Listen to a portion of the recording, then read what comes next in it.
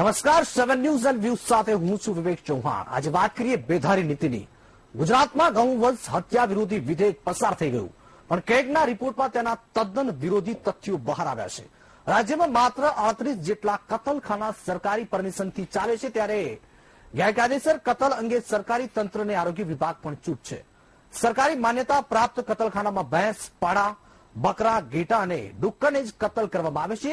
સાથે જ ખાદ્ય સુરક્ષા અને માનવ અધિનિયમ હેઠળ પરવાના વિના કતલખાના પણ ચાલી રહ્યા છે, છતાં સરકારે કોઈ પણ પગલા લીધા જ નથી। ગુજરાતની શાકાહારી રાજ્ય તરીકેની છાપ ભૂસાતી જાય છે। સરકાર દ્વારા માંસ અને તેની પ્રોડક્ટના નમૂના પણ લેવામાં આવતા નથી। કતલખાનાને મામલે સરકાર વધુ રસ દાખવતી નથી। આ જ વિષય પર છે સરકારની બેધારી નીતિ।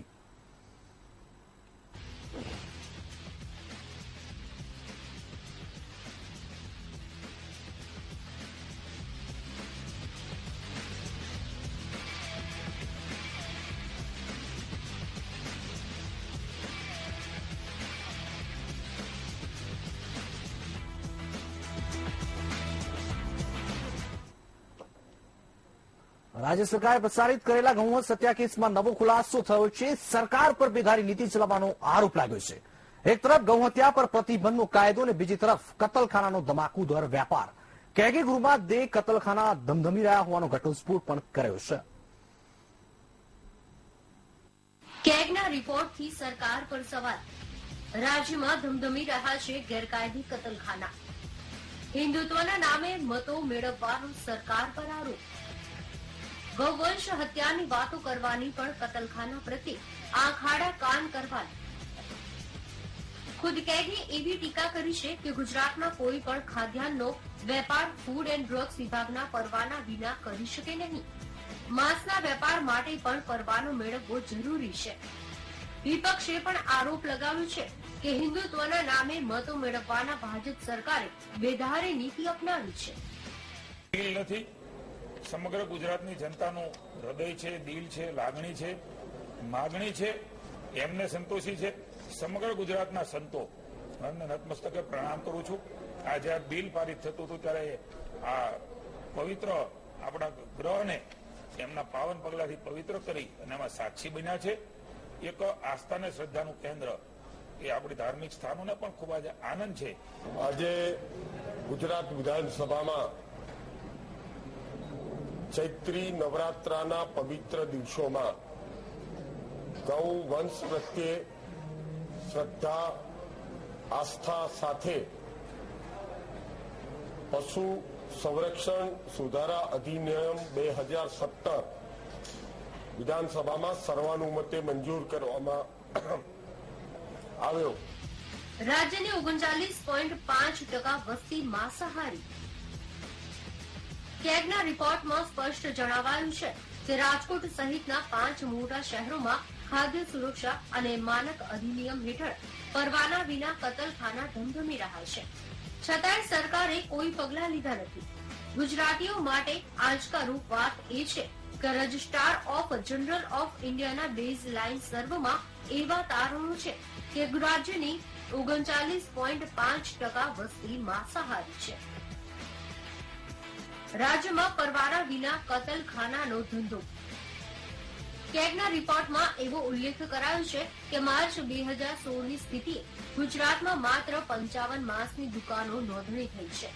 રાજ્યમાં કતલખાના પણ એફએસએસ અધિનિયમ હેઠળ પરવાના વિના ધંધો કરી શકે નહીં। આમ છતાંય મોટી સંખ્યામાં ગેરકાયદેસર કતલખાના ચાલી રહ્યા છે। ગુજરાતમાં માંસનો જ નહીં, ઈંડા, ચિકનનો વપરાશ વધ્યો। માંસના પ્રોડક્ટનું પરીક્ષણ વિના વેચાણ। કેગે એવી પણ ટીકા કરી છે કે સરકાર દ્વારા માંસ અને માંસની પ્રોડક્ટ્સના નમૂના લેવામાં આવતા નથી, તેનું પરીક્ષણ સુદ્ધા કરવામાં આવતું નથી। કતલખાનાઓને પણ એફએસએસ અધિનિયમ હેઠળ આવરી લેવામાં સરકારે રસ દાખવ્યો નથી। કેગે 2014માં થયેલા એક સર્વેને ટાંકીને સ્પષ્ટ કહ્યું છે કે શાકાહારી રાજ્ય તરીકે ગુજરાતની છાપ ભૂસાઈ રહી છે। તો ગુજરાતમાં માંસનો જ નહીં, ઈંડા, ચિકનનો વપરાશ વધી રહ્યો છે। કેગના રિપોર્ટ પરથી સ્પષ્ટ થાય છે કે ગૌમાંસની વાતો કરતી સરકાર ઈંડા, પોલ્ટ્રી ઉદ્યોગને ભરપૂર પ્રોત્સાહન આપી રહી છે। પરિણામે આજે માંસાહારનો ટેસ્ટ કરનારાઓની સંખ્યા દિન પ્રતિદિન વધી રહી છે. જોકે જીવદયા પ્રેમીઓમાં બિલ પારિત થવાથી ઉત્સાહ છે. ભારતીય જનતા પાર્ટીના વર્તમાન મુખ્યમંત્રી માન્ય શ્રી વિજયભાઈ રૂપાણીના નેતૃત્વમાં આજે ગૌરક્ષા અંગે એક સુધારા વિધેયક રજૂ થયો. આનંદની વાત એ છે કે હવે પછી જો ગાયની હત્યા કોઈ કસાઈ દ્વારા કરવામાં આવશે તો આજીવન કેદ એના માટે છે. ગાયની હેરાફેરીનો કાયદો રાત્રે 7 થી સવારના 5 સુધી એ હેરાફેરી બંધ થઈ જશે. અને આ જે ઐતિહાસિક કાયદો, અને આનંદની વાત છે કે આ ઐતિહાસિક કાયદાની અંદર આજે ગુજરાતના વરિષ્ઠ સંતો આ ઐતિહાસિક ક્ષણના સાક્ષી બની. આ તરફ રાજ્યનો બુદ્ધિજીવી વર્ગ કેગના રિપોર્ટ અને જમીની વાસ્તવિકતાથી નારાજ છે. આરોપ એમ પણ છે કે યુપીની યોગી સરકારે લગાવેલા કતલખાના પર પ્રતિબંધ બાદ ગુજરાત સરકારે આ બિલ પાસ કર્યું છે. Bureau report 7 news and news.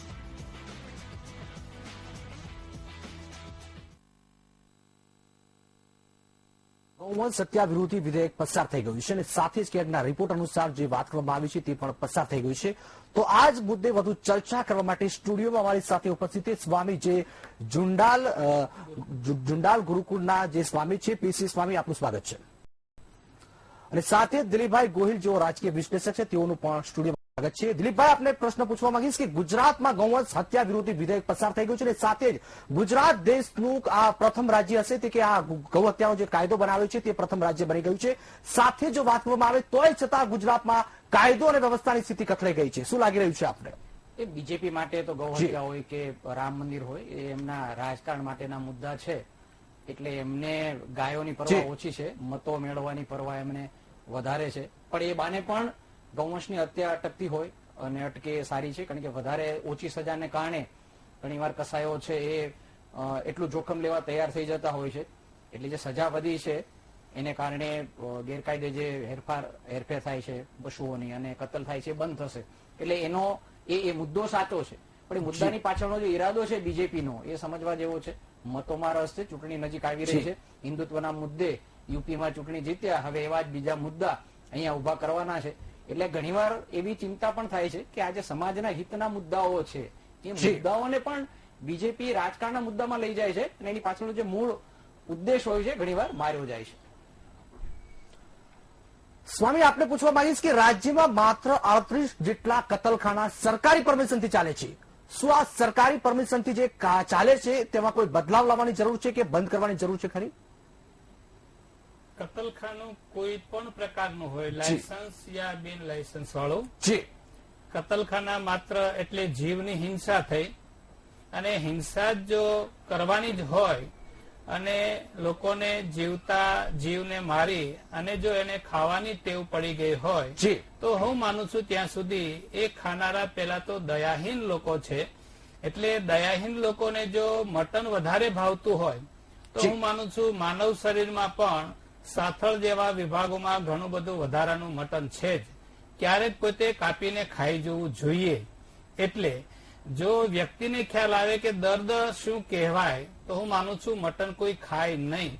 પરંતુ જો 39% હજી વસ્તી જો મટન ખાનારી થઈ ગઈ હોય, એમાં પણ ગુજરાતની અંદર જો થઈ હોય, તો હું માનું છું કે આ વસ્તીને ધીમે ધીમે કંટ્રોલ કરવા માટે એનું જે ઉત્પાદન છે જેવા પ્રકારનું જે પ્રકારે લાયસન્સ બિન લાયસન્સ વાળું એ બધા ઉપર બાન આવે એવું અમે ઈચ્છીએ છીએ.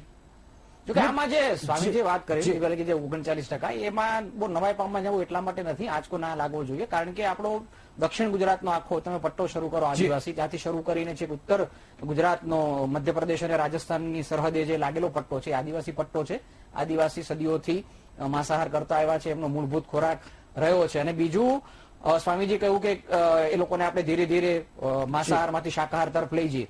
એ બહુ પોઝિટિવ વસ્તુ છે. શાકાહારને કારણે ફાયદા થાય છે, ફાયદાને કારણે લઈ જઈએ જો સાચી વસ્તુ છે. અને સ્વામીજી અને સંતો એ માટે વાત કરે એને સમાજ હંમેશા આવકાર છે. પણ રાજકીય પક્ષો જયારે એમાં પડે છે ત્યારે આ જ મુદ્દો છે રાજકારણનો બની જાય છે. હવે દાખલા તરીકે અત્યારે ચર્ચા એ ચાલે છે કે બીજેપીને બહુ મજા પડી ગઈ છે ને ગૌવંશ અમે અટકાવીશું કરો છો.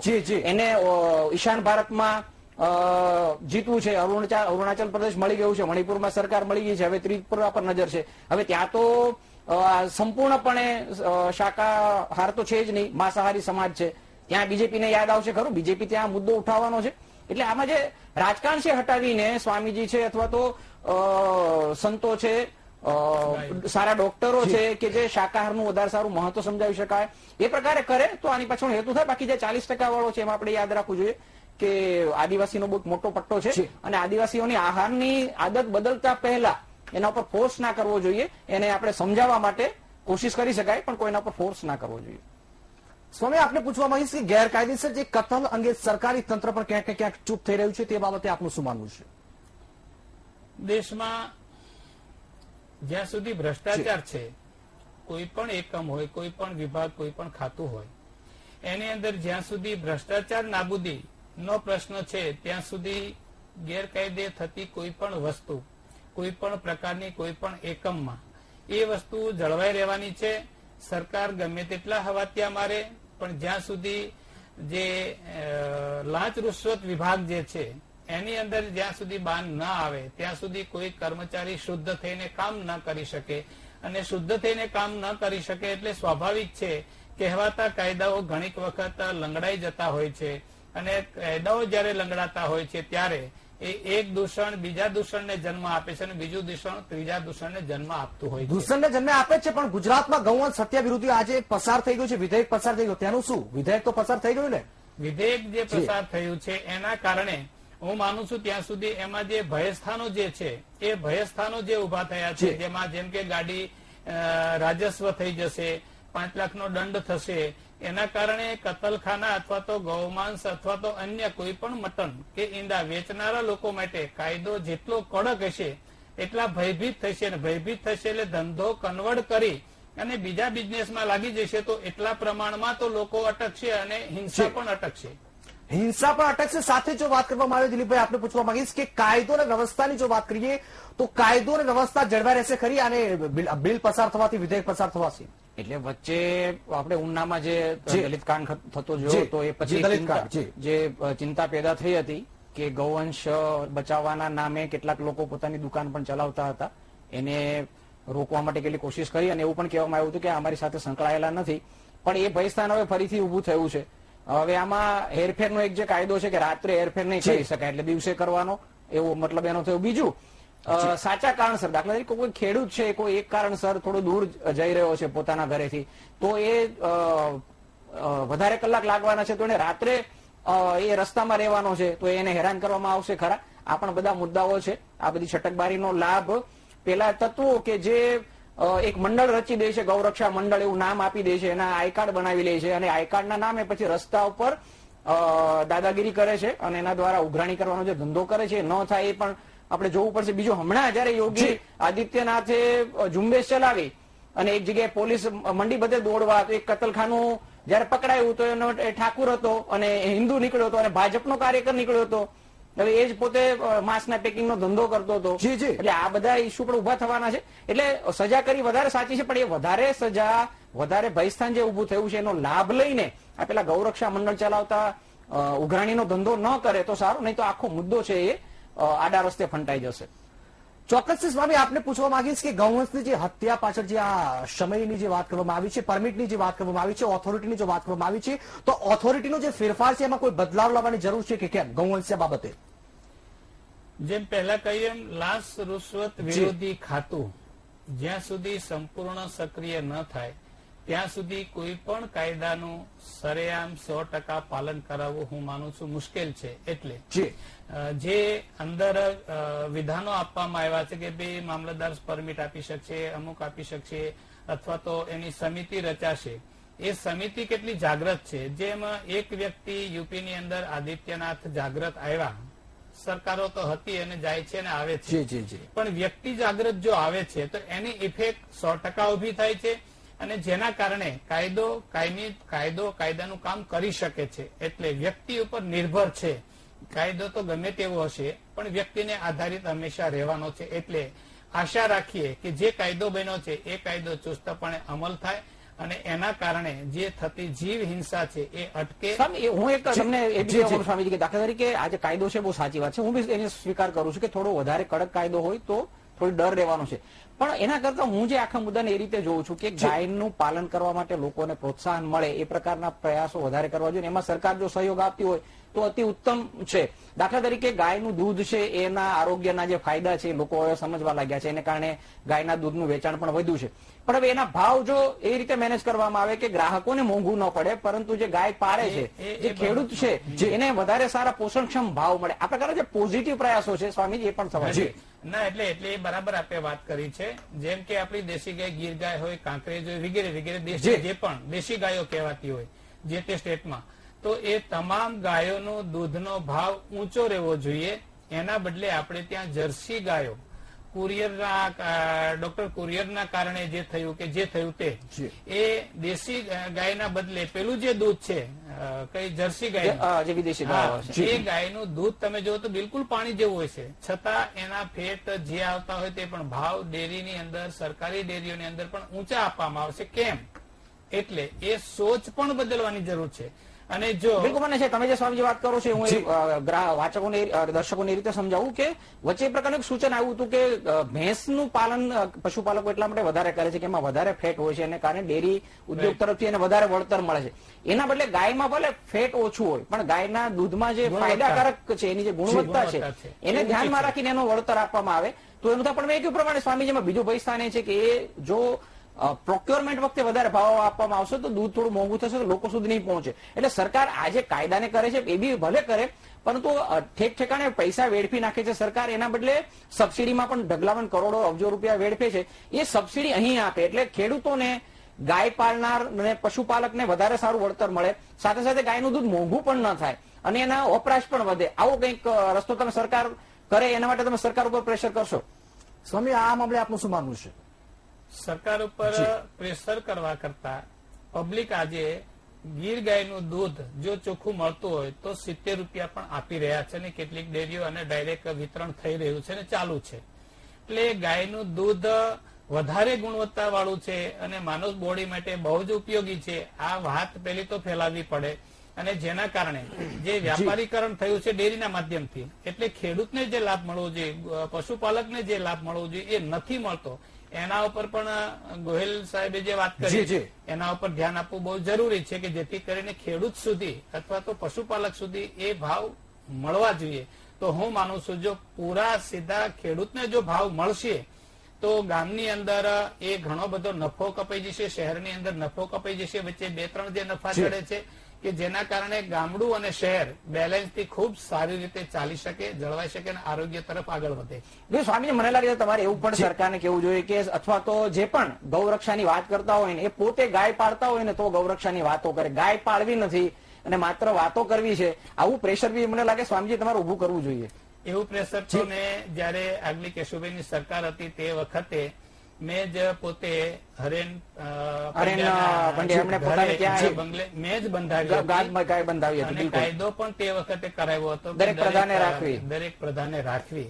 એટલે આ સૂચન જગદીશ મંદિરના જે રામેશ્વરદાસજી મહારાજ હતા એની હાજરીમાં જ આ નિર્ણય થયો હતો અને એ નિર્ણય પ્રમાણે કાનૂન પણ બન્યો હતો અને એમણે શરૂઆત પણ કરી દીધી હતી. એટલે કહેવાનો મતલબ એ છે કે સંતો તો હંમેશા આ વાત માટે તત્પર જ રહેતા હોય છે, એમાં ક્યારેય પીછેહટ કરતા નથી. સત્ય કહેવામાં સંતો ક્યારેય પીછેહટ કરતા નથી, પણ પાલન કેટલું કરવું એ તો કંઠી બાંધીએ ત્યારે કહેવાય કે હવે તારે આ નિયમ પાળવા. સાચી વાત. એટલે સંતોની વાત છે, કારણ કે ગૌશાળા થતા હોય છે, મંદિરોની સાથે લગભગ 2 કે 4 ગાયો પાળવામાં આવતી હોય છે, બહુ સારી વાત છે. પણ અમે જે વાત કરીએ ને ગૌરક્ષા વાળી, મોટા ભાગના તમે જુઓ આ તો ફરજ પાડી સ્વામીજી અને બીજા લોકોએ કે પ્રધાનોએ પોતાના બંગલામાં ગાય પાળતા થાય. અધરવાઇઝ વાતો ગાયોની પુષ્કળ કરે પણ એક પણ માણસે ગાય પાળતો નથી. હું તો કમસે કમ એટલું તો ચોક્કસ કહું છું કે જે ગાય ના પાળતો હોય ને કમસે કમ ગૌરક્ષાની વાત બંધ કરી દે, ગાય પાળતો થાય અથવા તો કમસે કમ ગાયનું દૂધ લેતો થાય અને પશુપાલકને ફાયદો થાય એવું કરે. દિલીપભાઈ, આપને પૂછી કે સરકાર ઈંડા ક્વોલિટીને પ્રોત્સાહન આપી રહી છે, આમાં આપણે શું માનવું છે આપનું? સરકારની આવી ઘણી બધી બાબતમાં સરકારની આવી બેધારી નીતિ રહી છે, કારણ કે એને